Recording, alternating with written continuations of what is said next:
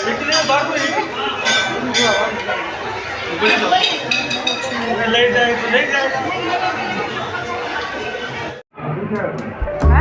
ये पकड़ा हुआ है सब कुछ उसमें दिए हुए हैं।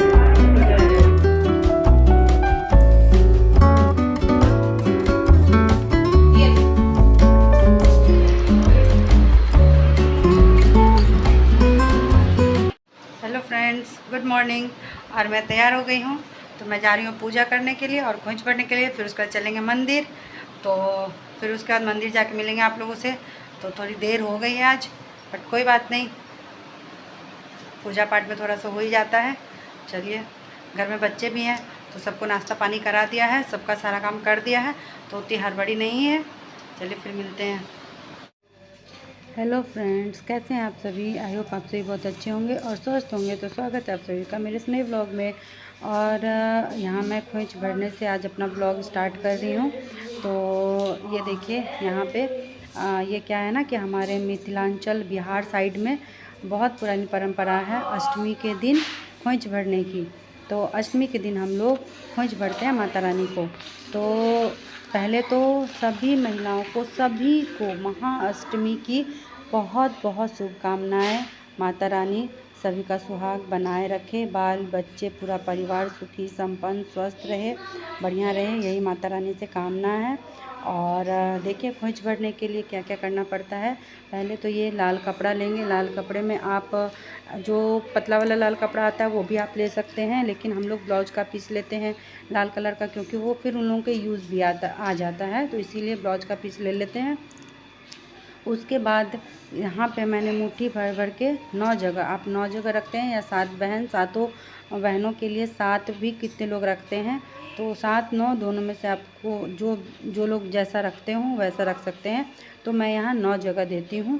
तो 9 जगह मैंने चावल मुट्ठी भर रखा है, और फिर उसके ऊपर पान सुपारी, हल्दी की गांठ और दूध भी रखते हैं, लेकिन दूध मुझे मिला नहीं है इसलिए मैंने नहीं दिया है। बाकी चूड़ी, सिंदूर, बिंदी, चुन्नी छोटा सा, और पैसा, तो पैसे में या तो आप एक एक का सिक्का सब पे डाल दीजिए, या फिर वहाँ पे इकट्ठे आपकी जितनी मर्जी हो, जितनी श्रद्धा हो वो आप रख सकते हैं। 21 51 101 जो हो वो आप रख सकते हैं। इसमें तो मैंने 51 रखा है यहाँ पे।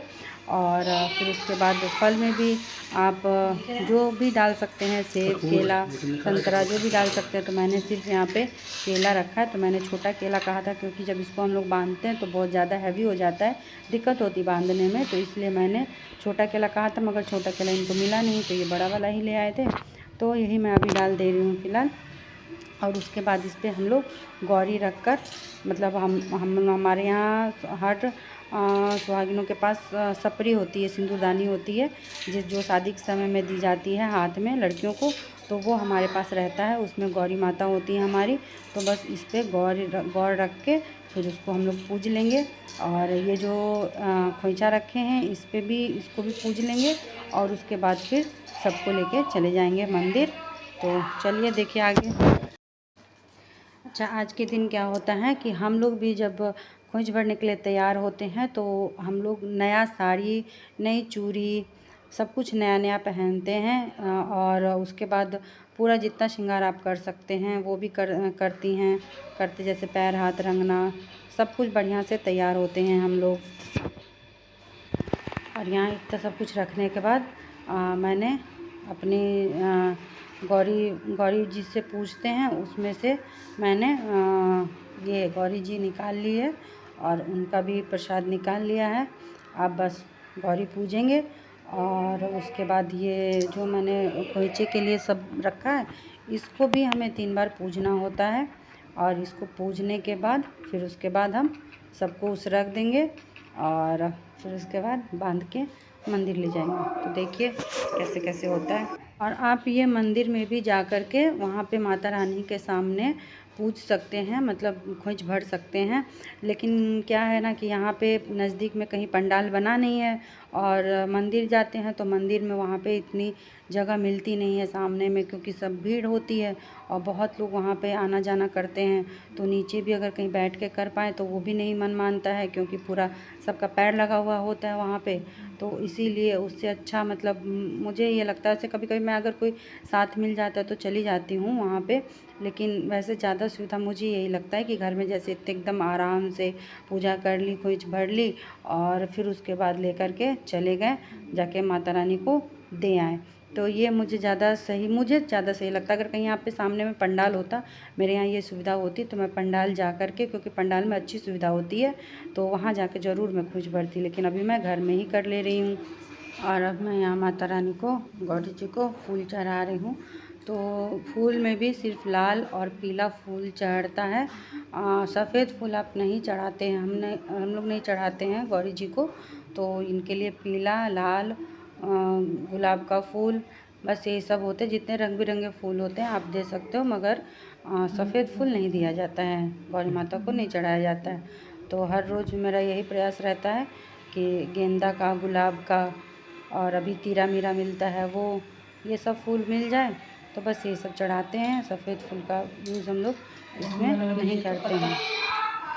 चलिए अब यहाँ पे गौरी पूजा मेरी हो गई है। अब बस गौरी जी को यहाँ से उठा के फिर मैं अपने सिंदूरदानी जो है उसमें रख लूँगी, और फिर उसके बाद प्रसाद बांध लेंगे और उसके बाद चलेंगे मंदिर।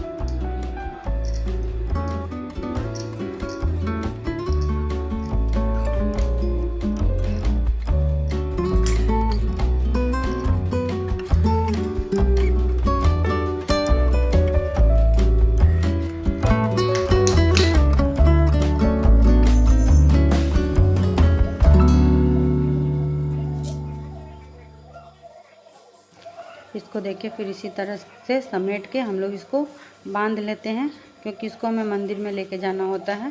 तो ऐसे कैसे लेके जाएंगे, इसीलिए ऐसे मतलब हम लोग बांध लेते हैं इसको। और बांध के फिर मैं हस्बैंड के साथ निकल जाऊंगी मंदिर, और मंदिर में जा कर के जो है बस माता रानी को, मंदिर आ गई हूँ भगवान जी को देने के लिए। फिर देखते हैं,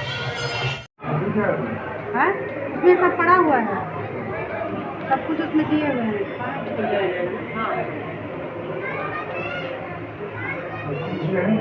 हाँ, सब कुछ उसमें दक्षिणा सब दिया हुआ है।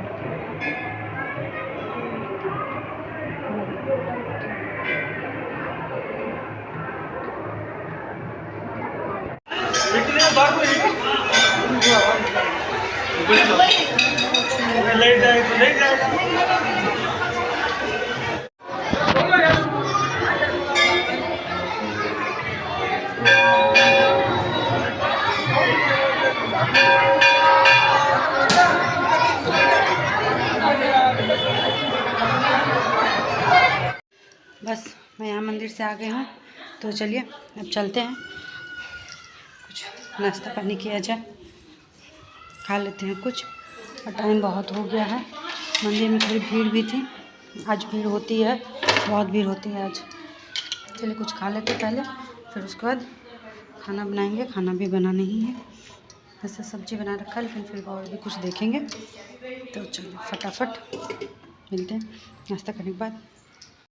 हेलो फ्रेंड्स, और यहाँ पे अब शाम हो चुकी है, 5:45 हो रहा है, तो हम लोग चाय पी लेते हैं, उसके बाद चलते हैं आरती करने के लिए शाम की।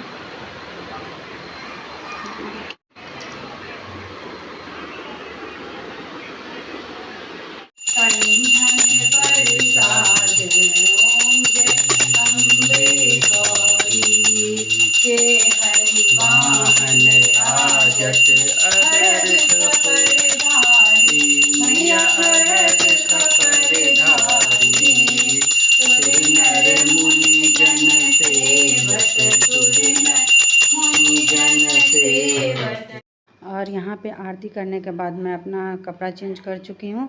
और बस दोपहर में फिर जब मंदिर से आई थी तो उसके बाद टाइम बिल्कुल भी नहीं मिला था। तो अब आरती करने के बाद बस थोड़ी देर पहले ये सब सारा कुछ अरेंज करके रख ले रही हूँ, क्योंकि फिर उसके बाद खाना बनाना है तो फिर टाइम नहीं मिल पाएगा अभी। तो इसीलिए सबसे पहले ये सब रख देते हैं। ये लहठी वगैरह जो मैंने पहना था ये सब है, तो सबको अरेंज करके रख देते हैं। तो फिर मिलते हैं आपसे एक नए ब्लॉग में, तब तक के लिए बाय बाय।